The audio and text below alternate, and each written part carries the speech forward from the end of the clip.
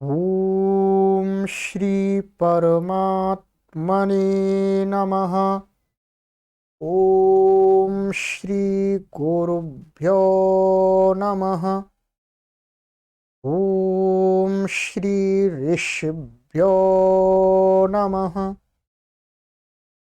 ओम असतो मा सद्गमय तमसो मा ज्योतिर्गमय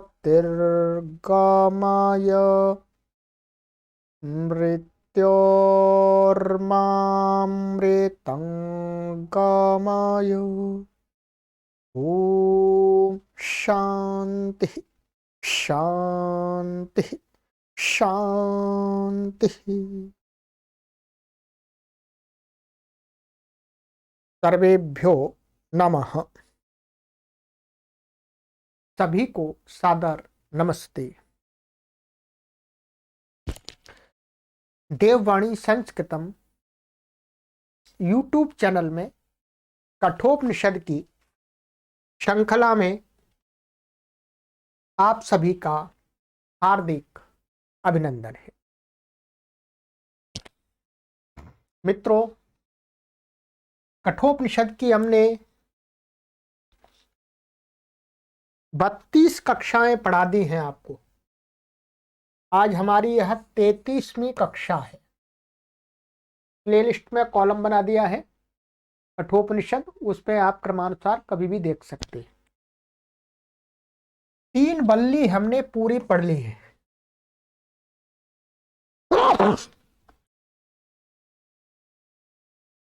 3 बल्ली हमारी पूरी हो गई हैं और आज से हमारा इसमें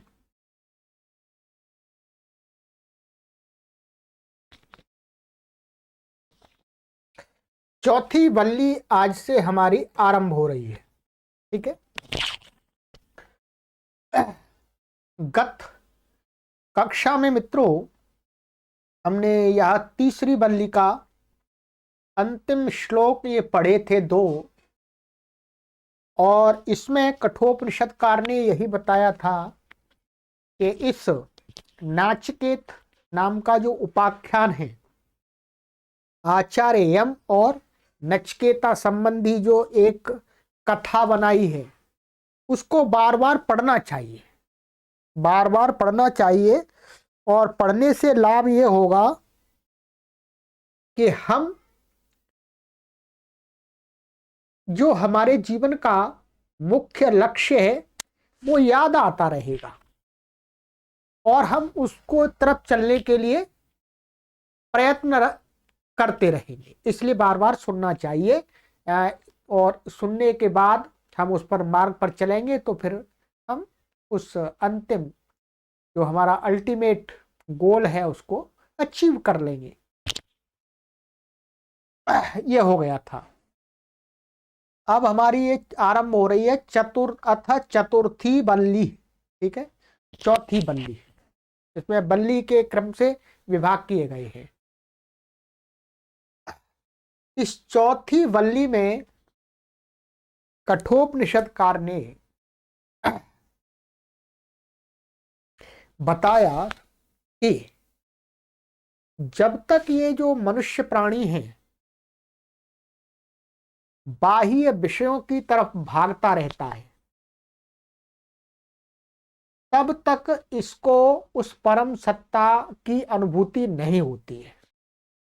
कहीं पर भी जाए और बहुत सारे लोग उस परम सत्ता को खोज रहे हैं, ढूंढ रहे हैं, बाह्य विषयों में लिप्त हुए बाह्य इस संसार में उस परम सत्ता को खोज रहे हैं। वहां जी वहां होगा परमात्मा, वहां होगा परमात्मा, वहां होगा परमात्मा, वहां पहाड़ पर चले, ठीक है, वो उस वहां चले, उस तीर्थ स्थल पर चले, वहां पर परमात्मा मिलेगा।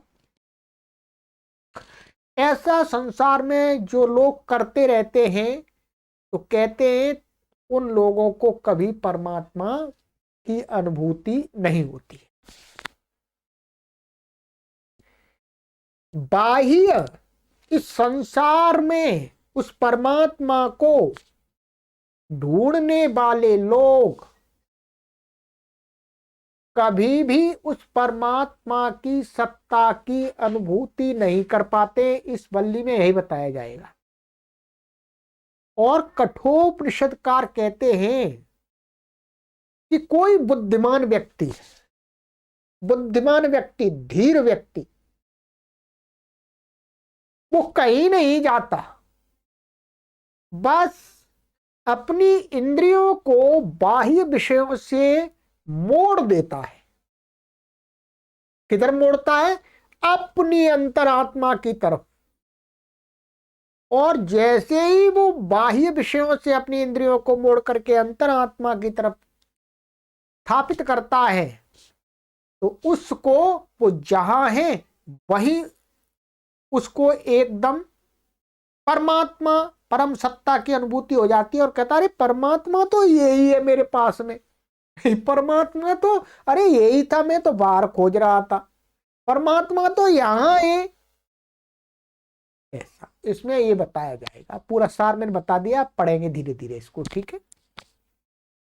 उपनिषदकार ने, कठोपनिषदकार ने ये बताने का प्रयास किया है कि हे संसार के लोगों, जो परम सत्ता की अनुभूति है वो इस मनुष्य शरीर के अंदर जो आत्म तत्व है, अर्थात इसी चोले के अंदर होगी, कहीं बाहर नहीं होगी। बाहर यदि हम सोचते हैं तो गलत सोचते हैं। हम सोचते हैं वहां परमात्मा मिल जाएगा, वहां मिल जाएगा, वहां मिल जाएगा, वहां वहां नहीं, ये पूरी तरह से गलत है। ये सत्य सनातन वैदिक सिद्धांतों के विपरीत आचरण है। ठीक है, चलिएगा धीरे धीरे विचार करते आइएगा। तो कठोपनिषदकार कहते हैं कि इस चतुर्थी वल्ली का प्रथम श्लोक है कि पारांचि खाने व्यतीर्ण स्वयंभोस्तस्मात् परां पश्यति नान्तरात्मन् कश्चिद्धीरः प्रत्यगात्मानमैक्षद आवृत्तचक्षुरमृतत्वमिच्छन्। बहुत ज्ञानवर्धक, ज्ञान के भंडार का श्लोक है। परांची, बहिर्मुख, बाह्य जगत को देखने वाली खानी इंद्रियों को व्यतीर्णत, काटा, बनाया है स्वयंभू परमात्मा ने। तस्मात्, उस कारण से, परांग, बाहिर जगत को बाहर की ओर, पश्यति, ज्ञान प्राप्त करता है,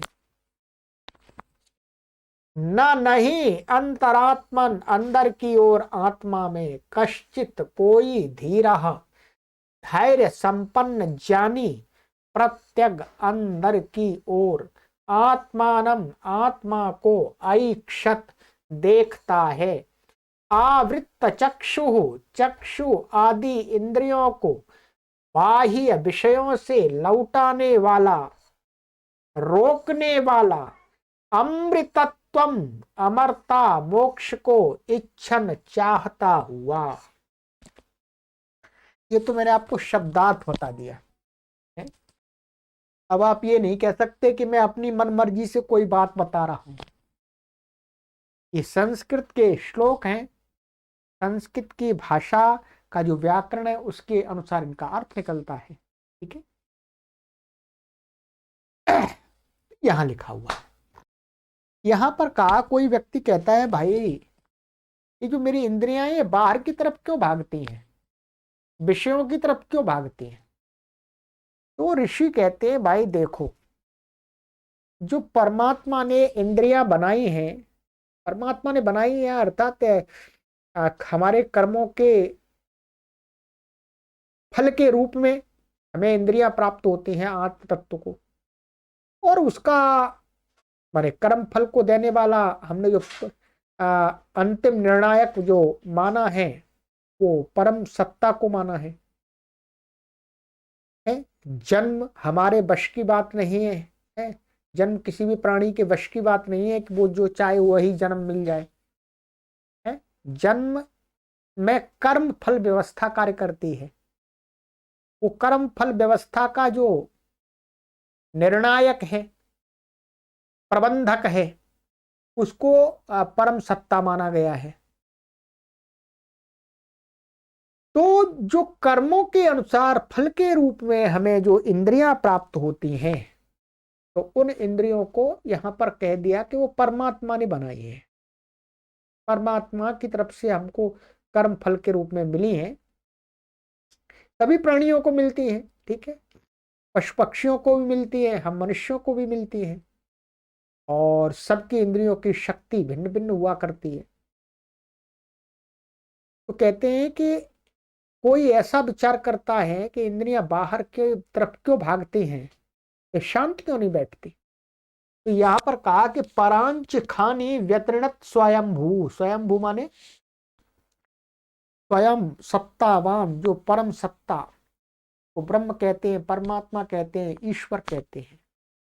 उसने इनको परांची माने इनकी जो प्रवृत्ति है इंद्रियों की, वो भोगने वाली प्रवृत्ति है, माने भोगों को भोगने वाली प्रवृत्ति है। और भोग कहाँ मिलते हैं? संसार में, बाह्य बाह्य जगत में मिलते हैं, बाहर की साइड है। यदि इंद्रियों को हम रोक करके अंदर करेंगे तो उनको भोग नहीं मिलेगा, और जब भोग नहीं मिलेगा तो वो तिल मिलाएंगे, तड़फड़ाएंगे। तो इनका जो इंद्रियों का कहने का अर्थ यहां पर यह है कि इंद्रियों का जो स्वभाव है, इंद्रियों का जो स्वभाव है वो कैसा है? बाह्य, मतलब बाहर की तरफ भागने का है। अब ये आंखें हैं, आंखों का स्वभाव क्या है? आंखें बंद करके बैठना काफी कठिन होता है। थोड़ी देर बैठ सकते हैं, परंतु फिर देखने की इच्छा होती है, देखने की इच्छा होती है, ठीक है।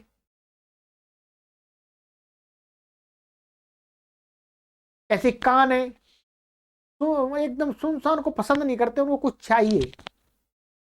तो ये विषयों की तरफ भागने वाला इनका स्वभाव है, इसलिए बाह्य तरफ भागती हैं। और कहते हैं परम पश्यति नान्तरात्मन, इसलिए वे बाहर की तरफ ही देखती रहती है, बाहर विषयों में ही लिप्त रहना चाहती है। नान्तरात्मन माने वो अपने अंतरात्मा माने आत्मा की तरफ, माने अंदर की तरफ नहीं देखती। अंदर माने जो आत्म तत्व अर्थात भोगों से दूर होकर के अंदर की तरफ जहां भोग नहीं है, उसकी तरफ नहीं है जाती है। ये इसका कारण है। और कहते हैं परंतु, परंतु कोई धीर व्यक्ति, समझदार व्यक्ति है, विचारक चिंतक व्यक्ति, वो समझता है कि भाई ये इंद्रियां तो इनका स्वभाव है बाहर की तरफ, और इनके अनुसार मैं चलूंगा तो ये मुझे संसार में भटकाती रहेंगी, मुझे दुख देती रहेंगी, मैं रोता रहूंगा, जन्म मरण के चक्कर में फंसता रहूंगा। तो कहा कि कोई कश्चित धीर, मतलब कोई धैर्य धीरशाली धैर्यवान व्यक्ति, समझदार बुद्धिमान व्यक्ति, बुद्धिमान व्यक्ति क्या है? प्रत्येक आत्मानम ऐक्षत, माने इन इंद्रियों को अपनी तरफ मोड़ के रखता है। भाई बाहर मत भागो, तो तुम्हारा स्वभाव है, कोई बात नहीं। जैसे आप देखते होंगे जो भेड़ बकरियां होती हैं, भेड़ बकरियां होती हैं, भेड़ बकरियों को एक चराने वाला होता है, चराने वाला होता है। भेड़ बकरियों का स्वभाव क्या होता है कि वो इधर उधर भाग भाग करके खाना चाहती हैं। वो डंडा लगाता है उनका रखवाला, उनका जो मालिक है, कि भाई ये इधर उधर ना भटक जाए कहीं, डंडा मारता है, फिर सीधे फिर दोबारा करती हैं, ठीक है। और फिर रात को बाड़े में जाकर के रख देता है, फिर वो कहीं नहीं जाती। तो वैसी ये इंद्रियां, ये भी बकरियां हैं हमारी, ठीक है। तो कहा कि कोई धीर व्यक्ति, समझदार व्यक्ति क्या करता है? इंद्रियों को बाह्य तरफ से रोक करके अंदर की तरफ इनको मोड़ता है, भोगों से हटाता है।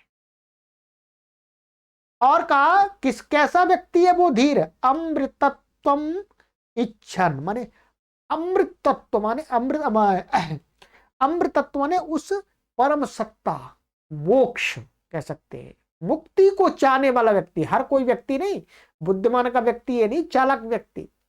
बुद्धिमान का यह अर्थ है अध्यात्म चर्चा में बुद्धिमान उसको बोलते हैं जो अपने लक्ष्य को पहचानता है, वो बुद्धिमान है। ठीक है, तो कहा कि कोई करोड़ों में एक, सभी लोग नहीं बुद्धिमान होते, करोड़ों में एक दो व्यक्ति अपने अंतिम लक्ष्य को पहचान करके इन इंद्रियों को बाहर से हटा करके अंदर की तरफ लगाते। क्या लगाते? अंदर की तरफ। और इसी से सब ऐसा ही, इसी को और आगे बढ़ाता हुआ कहते हैं कि पराचः कामाननुयन्ति बालात् ते मृत्योर्यन्ते विततस्य पाशम् अथ धीरा अमृतत्वं विदित्वा ध्रुवम् अध्रुवेष्विह न प्रार्थयन्ते। पराचः बाहर की ओर विद्यमान, कामान कामनाओं विषय भोगों के अनुयंती पीछे पीछे चलते हैं। बालाह बालक सदृश अज्ञानी ते वे मृत्यु के यंती प्राप्त होते हैं। विततस्य सर्वत्र फैली विस्तृत पाशम बंधन को, अथ किंतु धीराः धीर ज्ञानी अमृतत्वम अमर पद को स्वरूप को, अमर पद के स्वरूप को विदित्वा जानकर ध्रुवम स्थायी कूटस्थ अध्रुवेशु अस्थिर भोगों पर यह इस संसार में ना नहीं प्रार्थयन्ते याचना करते हैं, कामना करते हैं। बहुत सुंदर कहा। कहते हैं कि जो बुद्धिमान व्यक्ति होता है, कहते पराचः कामान अनुयंती बालास, बाला का अर्थ है कि यहां पर अज्ञानी व्यक्ति, अपने लक्ष्य को न पहचानने वाला व्यक्ति। इस प्रकार के जो व्यक्ति संसार में जिनकी संख्या अधिक है, वो कामान, पराचः कामान माने बाह्य विषयों को, अनुयंती, अनुयंती माने विषयों के पीछे पीछे भागते रहते हैं। विषय तो आप समझ ही गए, आप सभी जानते हैं। ठीक है, ये सभी विषय ही हैं। ठीक है, विषयों को, इस शरीर को चलाने के लिए भोग करना गलत बात नहीं है, परंतु अपने अंतिम लक्ष्य को भूल करके विषयों को ही भोगते रहना दिन रात, वो बहुत गलत है। तो कहते हैं कि जो बाह्य विषयों के पीछे पीछे भागने वाले जो मूर्ख लोग हैं, अज्ञानी लोग हैं, ते माने वे क्या है, मृत्यो विततस्य पाशम, जो मृत्यु ने जो पाश डाला हुआ है, मृत्यु और जन्म का जो चक्र का जो सर्कल है बिछाया हुआ है, मरा फिर जन्म लिया, फिर जन्म मरा फिर जन्म लिया, जो एक पाश है ये, इसमें ही यंती माने फंसते रहते हैं, गिरते रहते हैं, इसी में चलते रहते हैं, चल भी रहे हैं। देखिए, परंतु क्या कहते हैं, अथ धीरा अमृतत्वम विदित्वा ध्रुवम, जो धीर व्यक्ति होते हैं, समझदार व्यक्ति होते हैं, बुद्धिमान व्यक्ति होते हैं, इस मनुष्य जीवन की सार्थकता को समझते हैं, वो व्यक्ति कहते हैं कि ध्रुवम अमृतत्वम माने उस मुक्ति को, मोक्ष को, जो कैसा है, ध्रुवम है, स्थायी है, क्या स्थायित्व है, उसको जान करके, विदित्वा जान करके क्या है, अध्रुवेशु इह माने संसार में, अध्रुवेशु न प्रार्थयन्ते, जो अस्थाई, जो ये क्षणिक विषय भोग हैं, जो क्षणिक विषय हैं, विषय भोग हैं, उनके लिए प्रार्थना नहीं करते।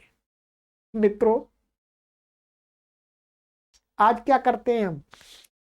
हमें स्वयं पर, अपने आप पर चिंतन करना है। देखिएगा, इस वीडियो को देखने वाले जो भी इस क्लास कक्षा सीरीज को देख रहे हैं, हमको स्वयं चिंतन करना है कि हम जब परमात्मा का ध्यान करते हैं तो क्या मांगते हैं उससे? इन सांसारिक भोगों को मांगते हैं अथवा उस मुक्ति को मांगते हैं? ये हमको देखना है पहले। यदि हम इह अध्रुवेशु, माने जो इस संसार में अस्थाई जो विषय हैं उनके लिए प्रार्थना करते हैं भगवान के ध्यान में, तो बहुत गलत है, बहुत गलत है। क्या कहा है? समझदार बुद्धिमान व्यक्ति संसार के अस्थाई भोगों को पाने के लिए प्रार्थना नहीं करते हैं। वो मांगते नहीं है परमात्मा से, भाई हमें हमें ये दे दो जी, घर दे दो, हमें बालक दे दो, हमें पुत्र पुत्रियां दे दो, और भी हमें ये फैक्ट्री चला दो, ये चला दो, ये चला दो। ऐसी चीज नहीं मांगते हैं भाई बुद्धिमान व्यक्ति। अध्यात्म पथ पर चलने वाले बुद्धिमान व्यक्ति ये चीज नहीं मांगते। वो झोपड़ी भी नहीं मांगते, मिल जाए तो बढ़िया,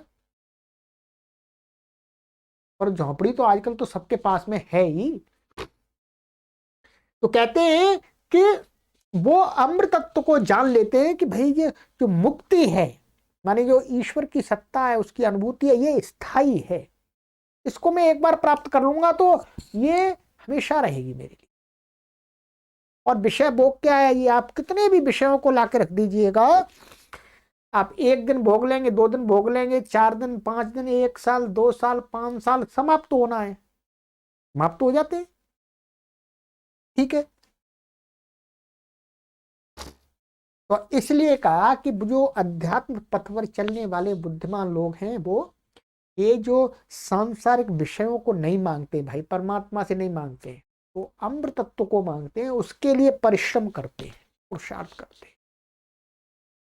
तो यदि हमारी समझ में ये बात आ गई है कि हमें भाई मृत्यु के और जन्म के जंजाल को तोड़ना है, तो फिर हमें इन अस्थाई की याचना नहीं करनी, याचना ज्यादा याचना नहीं करनी। संसार में जब तक शरीर है, जितनी आवश्यकताएं हैं, परोपकार के कार्य करने के लिए यदि आवश्यकता है, तो वो अपने आप व्यवस्था हो जाती है, उसमें आपको मांगने की उतनी आवश्यकता नहीं होती है कि आप परमात्मा का ध्यान कर रहे हैं और परमात्मा से मांग रहे हैं। परमात्मा से तो हमको केवल और केवल क्या मांगना है कि भाई जन्म और मृत्यु के इस चक्र को तोड़ दो प्रभु, ऐसी मुझे सामर्थ्य दे दो, मैं इसको तोड़ दूं। ठीक है, क्योंकि विषय भोगों को मांगेंगे तो जो मृत्यु और जन्म का जो चक्र है वो और ज्यादा मजबूत होगा, और मजबूत होगा।